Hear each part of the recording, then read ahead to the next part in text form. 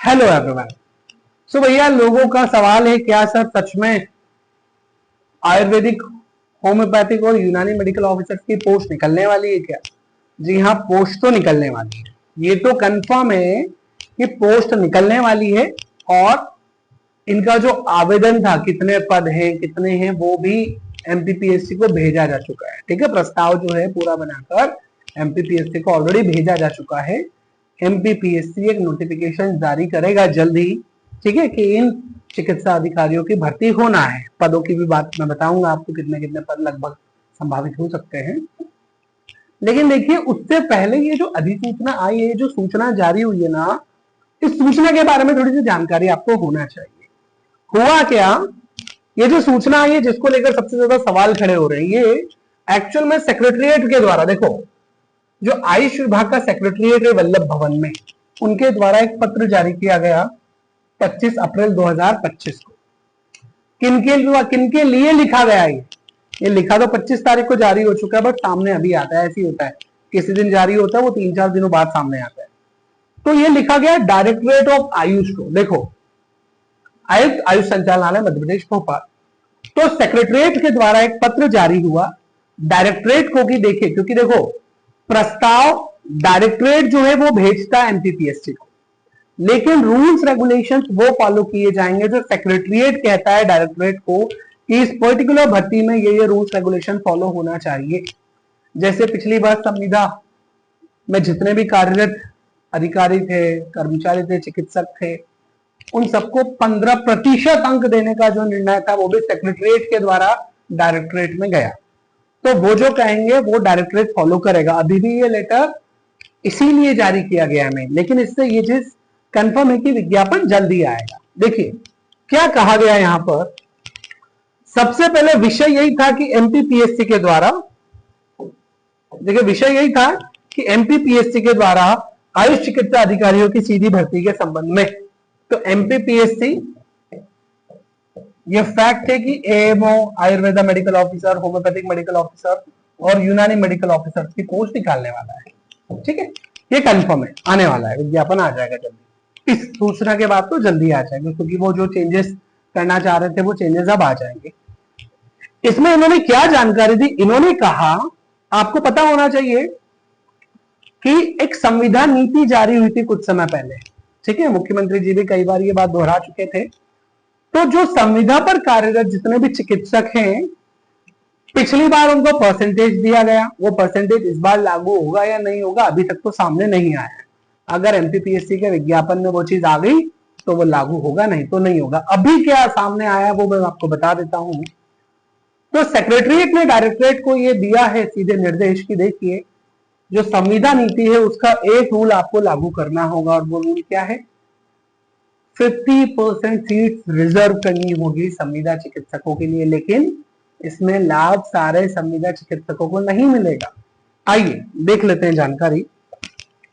कहा गया कि उपरोक्त विषयांतर्गत, जो विषय था सामान्य प्रशासन विभाग के परिपत्र क्रमांक 2018-1/3 भोपाल दिनांक 22/7/2023, ये क्या है, ये एक्चुअल में वही अधिसूचना का डेट है जो संविदा नीति आई थी उसके लिए, 2023 की जुलाई की संविदा नीति में राज्य सरकार के विभागों में संविदा पर नियुक्त अधिकारी कर्मचारी के संबंध में पारित नीति अनुसार अब ये सिर्फ आयुष विभाग के संविदा कर्मियों के लिए नहीं है। मैं आपको बता दूं, सेक्रेटरीट ने, आयुष विभाग के सेक्रेटरीट ने आयुष विभाग को दे दिया, लेकिन ये रूल्स हर विभाग के संविदा कर्मियों पर लागू होता है। ठीक है, क्योंकि अपनी पोस्ट निकल रही है आयुष विभाग की, इसलिए आयुष विभाग के लिए अलग से ये चीज एक बार बोल दी गई है कि इस बात का ध्यान रखें आप। तो आयुष चिकित्सा अधिकारियों की भर्ती के संबंध में अधिसूचना दिनांक 11 मार्च 2025 को मध्य प्रदेश राजपत्र में प्रकाशित की गई है।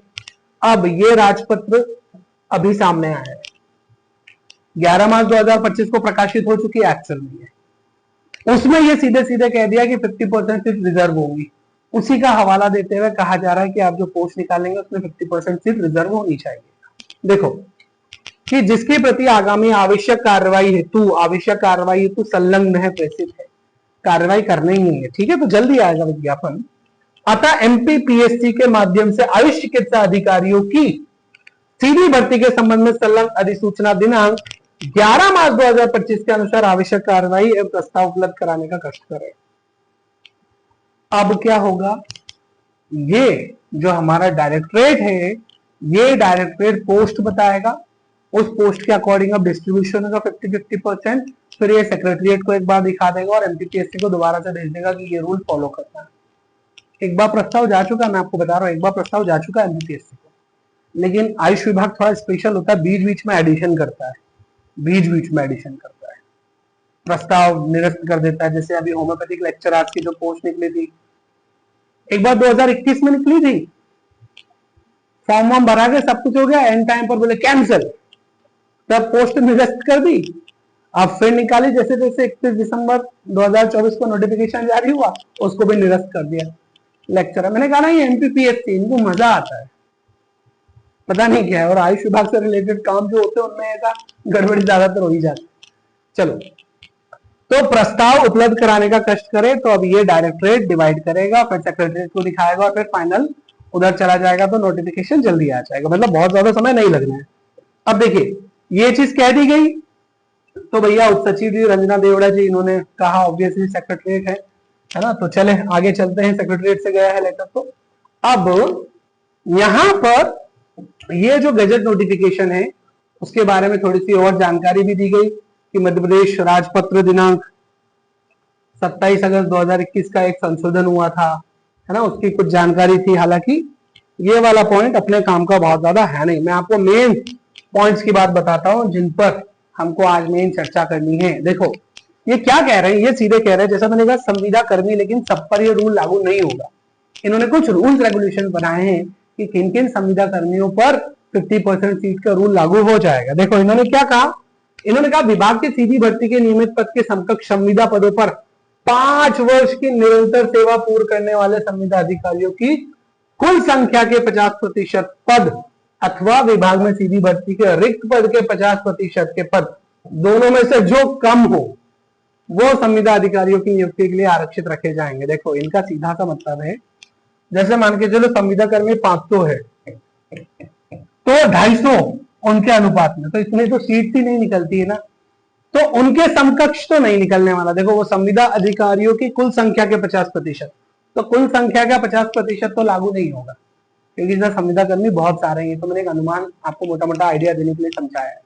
तो दूसरा रूल लागू हो जाएगा, क्या, विभाग में सीधी भर्ती के रिक्त पद के 50% के पद, तो जो खाली पद है ना उसका 50% मिल जाएगा। जैसे आयुर्वेदा मेडिकल ऑफिसर के लगभग 200 पद निकलने की संभावना है, लगभग 200, तो 100 पद फिक्स्ड हो जाएंगे, फिक्स हो जाएंगे। ये एक अनुमान है, ये 170 भी हो सकता है, 180 भी हो सकता है, मैं मैक्सिमम लेके चल रहा हूँ। जैसे एचएमओ का, होम्योपैथिक मेडिकल ऑफिसर का जहां तक है मुझे लग रहा है 16 से 20 पद के बीच में पद आएंगे, ज्यादा नहीं आएंगे, इतने आएंगे, 16 से 20 में आए, हम एवरेज ले लेते हैं 18, तो 9 सीट रिजर्व हो जाएंगे। 9 पे ओपन है, ओपन मतलब उसमें भी कैटेगराइजेशन होगा, ये संविदा में भी कैटेगराइजेशन होगा, लेकिन 50% पद रिजर्व हो जाएंगे। और ये सिर्फ उन पर लागू होगा जो 50%, वो 5 साल से ज्यादा काम कर रहे हो। लेकिन ये सुनकर बड़ा होता है, अरे यार ये क्या होगा, क्योंकि हमने देखा है अभी कुछ समय पहले जो एग्जाम हुआ था एएमओ का, एचएमओ का, यूएमओ का, उनमें एक कमाल की चीज देखने को मिली, क्योंकि 15% बोनस था, 15% बोनस था, तो लगभग बहुत सारी सीट उन्हीं को मिल गई। जैसे एक मोटा मोटा आंकड़ा मेरे पास है, अगर मैं एचएमओ की बात करूं तो यूआर और ओबीसी, यूआर और ओबीसी को अगर हम देखें, ईडब्ल्यूएस की बात नहीं कर रहा हूं, ईडब्ल्यूएस में एक आध प्रेशर है क्योंकि कट ऑफ बहुत ही कम गया है, ओबीसी से तो बहुत ही कम चला गया ईडब्ल्यूएस का कट ऑफ, तो ईडब्ल्यूएस कैंडिडेट्स को तो मिल गई सीट। लेकिन यूआर और ओबीसी की जो एचओ में की सीट गई है, एक भी फ्रेशर नहीं जा पाया। क्यों नहीं जा पाया एक भी फ्रेशर? क्योंकि भाई 67 मार्क्स बहुत होते हैं यार, एक एक मार्क्स की लड़ाई होती है यहाँ पर, तो 67 मार्क्स बोनस मिले हुए थे, तो यूआर और ओबीसी में एक भी फ्रेशर नहीं है, सारे संविदा कर्मी सिलेक्ट हो गए। तो ये एक ड्रॉबैक हुआ ना, फ्रेशर्स को भी मौका तो मिलना चाहिए था, उनके साथ देखा जाए तो गलत हो गया, वो बेचारे वेट कर रहे हैं। लेकिन देखो इसकी वजह से क्या होगा, इसकी वजह से दो चीजें होंगी। जहां तक मुझे अभी पता है, अगर आपने ये बोल दिया कि आप संविदा कर्मी है, 5 साल से ऊपर एक्सपीरियंस है, तो आप 9 सीट्स के लिए ही फाइट करेंगे, ये भी ध्यान रखें। तो एटलीस्ट 9 सीट्स में फ्रेशर जाएंगे, ये श्योर है। समझो मेरा मतलब। अभी पिछली बार उनको बोनस मिला संविदा कर्मियों को, तो उन्होंने सारी सीट ले ली, सारी की सारी सीट ले ली, है ना। एसटी और एससी कैंडिडेट जरूर फ्रेशर गए हैं क्योंकि कट ऑफ कम था, है ना, और संविदा कर्मी नहीं मिल पाए या जो भी कारण हो, लेकिन यूआर ओबीसी में तो फ्रेशर नहीं जा पाए क्योंकि बहुत सारे संविदा कर्मी तो बोनस वाले। अब यहाँ पर जो संविदा कर्मियों के लिए सीट रहेंगे फिक्स, अगर उन्होंने बोल दिया हम संविदा कर्मी है, तो वो उन्हीं सीट्स पर फाइट करेंगे। बाकी सीट जो है वो ओपन रहेंगी, ओपन मतलब संविदा कर्मियों के अलावा।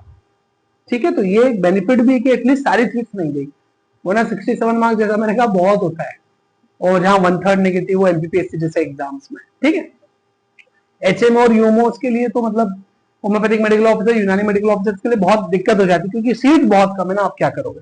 आयुर्वेदा मेडिकल ऑफिसर्स में तो फिर भी सीट बहुत ज्यादा होती है, तो फ्रेशर्स मिल जाते हैं आपको, है ना। हाँ, यूनानी मेडिकल ऑफिसर्स की बात करें तो अंडर 10 होंगी सीट्स। ठीक है, अंडर 10, वो कितनी होंगी, 5, 4, 3, 2, तो डिपेंड करता है ना, लेकिन अंडर 10 होगी जहां तक मुझे पता है, मतलब जितना मुझे आइडिया लग रहा है, जहां तक मैं अंदाजा लगा सकता हूँ। तो ये चीज थी। ठीक है, पहली बात ध्यान रखेंगे। अब देखो, इन निर्देशों के अंतर्गत आरक्षण सुविधा का एक बार लाभ देकर नियुक्ति प्राप्त कर ज्वाइनिंग उपरांत पुनः लाभ की प्राप्ति नहीं होगी। इनका मतलब है अगर आपने एक बार ये रूल्स का फायदा उठा लिया तो आप दोबारा नहीं उठा सकते। आप सोचो आज आप 50% का रूल आपका एचओ में बन गए, कल स्पेशलिस्ट की पोस्ट आ गई, वहां 50% रूल लागू हो गया, तो फिर आप फायदा नहीं उठा पाओगे, एक ही बार उठा सकते। ठीक है, फिर क्या कहा, देखो, फिर उन्होंने कहा विभाग में नियमित भर्ती के रिक्त पद के समकक्ष संविदा पर आवेदक न्यूनतम 5 साल तक निरंतर संविदा आधार पर नियुक्त रहा हो। संविदा पद से नियमित पद की समकक्षता के अंदर राज्य शासन द्वारा किया जाएगा। ये भी राज्य शासन बताएगा समकक्ष पद कौन सा था। जैसे आरबीएस के एनएचएम को तो 100% समकक्ष मानेंगे ना, कैमो को भी मानेंगे, कम्युनिटी आयुष मेडिकल ऑफिसर जो उनको भी मानना पड़ेगा, सेम क्लासिफिकेशन है, यूजी पीजी सब किया हुआ है। मेडिकल ऑफिसर्स के ये है ना, कम्युनिटी आयुष मेडिकल ऑफिसर तो देंगे, समकक्ष मानेंगे। लेकिन कमाल की बात ये कैमो को 5 साल हुए ही नहीं, मैक्सिमम भी तो होगा तो 4 साल हो पाएगा, 5 साल तो नहीं हो पाएगा, तो किसी को फायदा नहीं मिलना कैमो में। जो बचे हुए कैंडिडेट से आरबीएस के एनएचएम के उनको फायदा मिलेगा। तो 5 वर्ष की यहाँ अवधि रिक्त पद के विरुद्ध आवेदन करने की दिनांक पूर्ण होनी चाहिए। ठीक है, 5 साल पूरे होने चाहिए। प्रमाण पत्र उसे प्रस्तुत करना होगा, यहाँ प्रमाण पत्र यथास्थित जिला अथवा राज्य स्तर के समकक्ष अधिकारी द्वारा जारी किया जाएगा। मतलब जो डिस्ट्रिक्ट आयुष ऑफिसर्स हैं या फिर डायरेक्टरेट से आप लिखवा सकते हैं, दे सकते हैं, या फिर जो हेल्थ डिपार्टमेंट से जुड़े हैं ना एनएचएम आरबीएस के वाले, तो उनके डीएमओ से रिलेटेड है ना, ऊपर जिला स्तर के अधिकारी बता सकते हैं क्या इनको इतने साल हो गए, सर्टिफिकेशन लगेगा। क्या तो देखो आगे क्या लिखा है, सेवा नियमों में प्रश्नाधीन नियमित पद के निर्धारित शिक्षण अर्थात संतुलन वांछित होने वो पूर्ण करता हो। वही चीज है कि वो क्लासिक क्वालिफिकेशन जो है वो सेम हो, डिपेंड करता है। अब देखिए, यदि किसी संविदा अधिकारी ने एक ही संविदा पद पर कार्य न करते विभिन्न संविदा पदों पर कार्य किया है, तो 5 वर्ष की उपरोक्त अवधि की गणना पूर्ण होने पर वह उस श्रेणी के नियमित पद पर नियुक्ति के लिए आवेदन कर सकेगा। मतलब आपने 3 साल एनएचएम किया, मान लीजिए 2 साल आरबीएस के कर दिया, तो भी आपको कंसिडर किया जाएगा। संविदा पद पर आपने टोटल 5 वर्ष पूर्ण किए हो, बस टुकड़ों टुकड़ों में भी किए होंगे तो भी आप कंसिडर होंगे, है ना। जैसे कुछ हैं कैंडिडेट जिन्हें मैं जानता हूँ, पहले आरबीएस के में थे, किया 3-4 साल, फिर अब कैमो में है तो 1-2 साल ये भी हो गए, तो 5 साल आपको लाभ मिलेगा। ठीक है, फिर जो राज्य शासन द्वारा नियमित पद के समकक्षता निर्धारण के पश्चात 5 वर्ष की अवधि में न्यूनतम श्रेणी का रहा हो, मतलब 5 साल तो चाहिए। फिर अगर किसी संविदा अधिकारी को संविदा पद से किसी अवधि से हटा दिया गया हो और उसे पुनः उसी पद पर अथवा किसी अन्य पद पर संविदा पर नियुक्ति प्राप्त हो गई हो, तो 5 वर्ष की संविदा सेवा अवधि की गणना सेवा से पृथक रहने की अवधि को घटाकर की जाएगी। भाई मन किया, किसी ने बोला मेरी आर्थिक स्थिति, मेरी पारिवारिक जिम्मेदारियां बहुत ज्यादा है, मैं नहीं कर सकता, जॉब छोड़ के आ गए, 6 महीने जॉब नहीं करी, फिर दोबारा से जुगाड़ करके कैसे करके फिर से ज्वाइन करती है, तो 5 साल में से वो जो गैप था ना, उस गैप को माइनस कर देंगे। ठीक है, फिर 5 साल कंसिडर करेंगे, ये ध्यान रखना है आपको। किसी भी विभाग में कार्यरत संविदा पर नियुक्त अधिकारी के द्वारा आयुष विभाग द्वारा विज्ञप्त पद पर आवेदन कर सकेगा जो नियमित पद समकक्षता एवं अर्हता रखता हो। समझो, आयुष विभाग में बड़ा सियाना है। आयुष विभाग के अंतर्गत ही काम करने वाले कैमोस से ज्यादा आरबीएस के जो हेल्थ डिपार्टमेंट वाले उनको ज्यादा प्रायोरिटी दे देता है। ये होने के लिए ये लाइन है, ठीक है। किसी विभाग में कार्यरत संविदा पर नियुक्त अधिकारी के द्वारा आयुष विभाग द्वारा विज्ञप्त पद पर आवेदन कर सकेगा जो नियमित पद समकक्षता वार्ता रखता हो। तो किसी भी विभाग, हेल्थ डिपार्टमेंट के भी हो, नीचे आरबीएस के, वो कर सकते हैं। तो भाई ऑब्वियसली कर सकेंगे। नियमित नियुक्ति होने की स्थिति में संविदा अधिकारी को पूर्व की संविदा सेवा को किसी प्रकार का लाभ प्राप्त नहीं हो सकेगा। ऑब्वियसली यार, अगर परमानेंट हो गए तो आप संविदा वाले लाभ क्यों लोगे, ठीक है। तो वही चीज है। और क्या खास है इसमें, संविदा अधिकारियों के लिए आरक्षित किए गए नियमित पदों पर भर्ती की पारदर्शी एवं प्रतिस्पर्धात्मक प्रक्रिया के माध्यम से चयन किया जाएगा। इस हेतु नियुक्तिकर्ता विभाग द्वारा न्यूनतम कट ऑफ अंक निर्धारित किया जा सकेगा। देखो एक चीज ये है, जैसे एनपीपीएससी ने भी क्या किया था, उसने कहा था ना 40% मिनिमम चाहिए। दोनों में एग्जाम हुआ था तो क्या हुआ था, दो पोर्शन थे, जीके का अलग और मेन सब्जेक्ट्स का अलग। कहा था ना 40% तो आपको लाना ही पड़ेगा। कैटेगरी के लिए 30% था, तो भी 30% तो लाना ही था ना। तो ये वही बात है कि न्यूनतम कट ऑफ का निर्धारण डिपार्टमेंट करेगा, जो एमपीपीएससी को देगा, एमपीपीएससी उसी को फॉलो करेगा। तो आप ऐसे समझ सकते हैं, कहते हैं हम जरूर कि भाई आरबीएस के एनएचएम वाले सेलेक्ट हुए हैं, तो सब तो नहीं हो पाए ना। जिन्होंने कट ऑफ क्वालिफाई किया है उनको बोनस मिले हैं, तो बोनस भी तब मिलेगा जब आप मिनिमम कट ऑफ क्वालिफाई कर पाए। हालांकि आप फॉर्म संविदा श्रेणी में ही भरेंगे 50% वाले में, लेकिन एक कट ऑफ होगा उसका भी कि इतने तो आपको अंक लाने पड़ेंगे, ठीक है। प्लस संविदा अधिकारी एक अथवा एक से अधिक प्रकार के संविदा पदों पर नियुक्त रहा हो सकता है। ऐसी स्थिति में संविदा पद के जिस समकक्ष नियमित पद पर वह नियुक्ति हेतु आवेदन करता है उसके बराबर या उच्चतर संविदा पर वह जितने वर्ष कार्यरत रहा हो उतने वर्ष की छूट इसे निर्धारित अधिकतम आयु सीमा में मिलेगी। आयु संबंधी समझ छूट सम्मिलित होते हुए संविदा अधिकारी की अधिकतम आयु 55 साल से अधिक नहीं होना चाहिए। कहने का मतलब ये यूजुअली 40-45 ईयर लास्ट रख देते हैं, लेकिन अब उन्होंने क्लियर कर दिया है कि भैया एएमओ हो, एचएमओ हो, यूएमओ, कोई भी 55 साल से ज्यादा की उम्र नहीं होना चाहिए, है ना। उतने साल का आपको रिलैक्सेशन भी मिल सकता है। कई बार जैसे यूआर में 35-40 अगर लिख दिया कि भाई इतना ही है, तो अगर 10 सालों से नौकरी कर रहे हैं तो 10 साल का आपको रिलैक्सेशन मिल जाएगा फॉर एग्जाम्पल, ठीक है। फिर क्या लिखा है, संविदा अधिकारियों के लिए समकक्ष नियमित पदों पर नियुक्ति हेतु आरक्षित वे पद उस स्थिति में अन्य उम्मीदवारों से भरे जाएंगे जिन पदों को भरे जाने के लिए विविध पारदर्शी एवं प्रतिद्वंद्विता प्रक्रिया के पालन उपरांत पर्याप्त संख्या में संविदा अधिकारी अंतिम रूप से चयनित अथवा उत्तीर्ण नहीं हो पाते हैं। तो संविदा अधिकारी कर्मचारियों के लिए आरक्षित पद रिक्त रहने की दिशा में कैरी फॉरवर्ड नहीं किए जाएंगे। देखो एक बहुत इंपॉर्टेंट नोट है, ये बहुत इंपॉर्टेंट नोट है संविदा कर्मियों के लिए भी, और जो नॉन संविदा कर्मी है जो बेचारे इतने समय से आश लगा के बैठे हैं दोबारा आएगा, तो उनके लिए भी ये बहुत इंपॉर्टेंट नोट है। क्या है नोट, वो कह रहे हैं कि संविदा अधिकारियों के लिए समकक्ष नियमित पदों पर नियुक्ति हेतु आरक्षित वे पद उस स्थिति में अन्य उम्मीदवारों से भरे जाएंगे। अगर एचएमओ का एग्जांपल लेता हूं, इजी है, सीट्स कम है, 9 संविदा की है और 9 ओपन है। मान के चले संविदा के 6 ही पद भर पाए हैं, तो 3 पद इधर चले जाएंगे और ये हो जाएंगे 12। मतलब 3 संविदा के पद ओपन में कन्वर्ट करके उनको भर दिए जाएंगे। ऐसा नहीं होगा कि संविदा के 3 पद खाली रहेंगे तो अगली बार के लिए डाल दो संविदा वालों के लिए, ऐसा नहीं होगा। ये चीज यहाँ स्पष्ट क्लियर है, ठीक है। तो अगर संविदा के कैंडिडेट नहीं मिले तो उनको ओपन में ओपन करके वो दे देंगे सीट, और ऐसा होता है ना, ऐसा होता है, क्योंकि जीके और वो 40% लाना कोई आम टास्क नहीं होगा, ठीक है। हो सकता है इस बार टफ और ज्यादा हो जाए एग्जाम।